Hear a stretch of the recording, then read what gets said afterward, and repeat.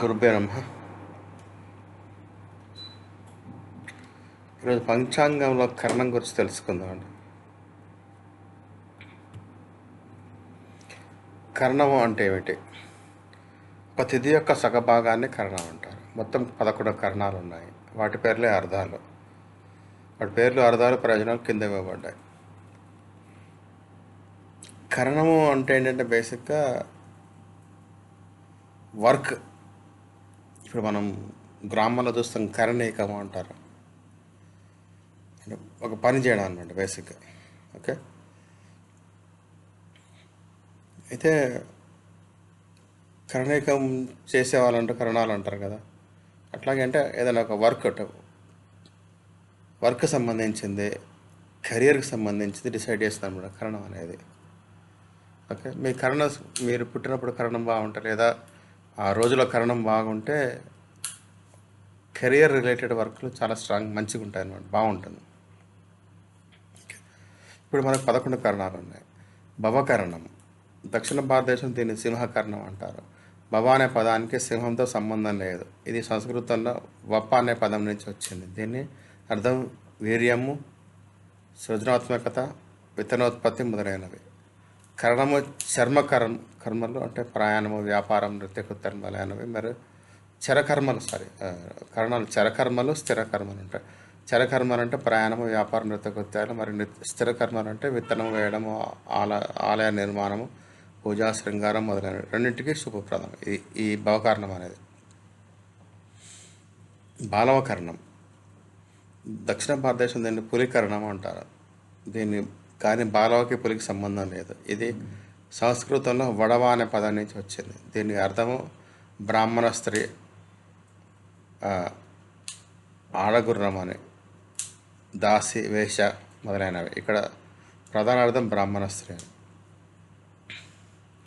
ఈ కరణము యజ్ఞము, హోమము, వేద విద్య, పురాణ పఠనము, శాంతకర్మలం మొదలైన వాటికి శుభప్రదం.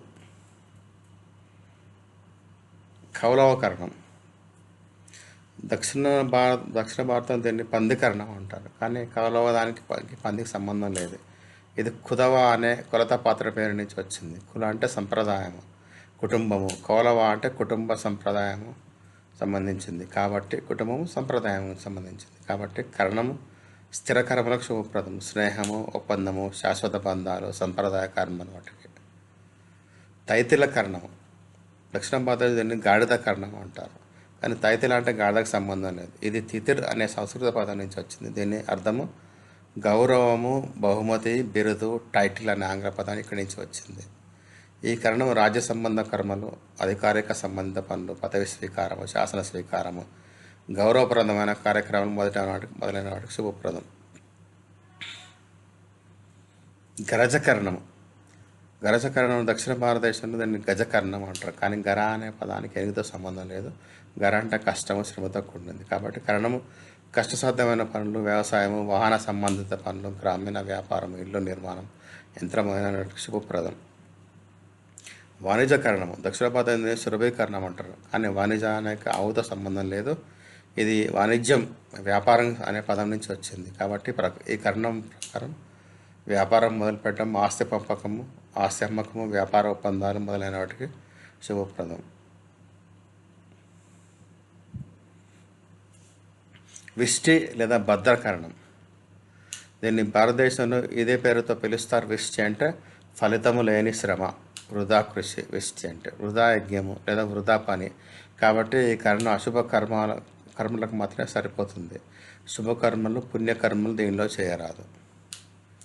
శకునికరణము పూజ, సలహా, మంత్రతంత్రము, వైద్యము, జ్ఞాన కార్యాలు మొదలైన వాటికి అనుకూలం. చతుష్పద కరణము పితృకార్యాలు, బ్రాహ్మణ సంబంధిత కర్మలు, ప్రభుత్వ సంబంధిత పనులు మొదలైన వాటికి శుభప్రదం. నాగకరణం క్రూర కార్యాలు, ప్రమాదకర పనులు, అస్థిరమైన పనులు మొదలైన వాటికి అనుకూలం.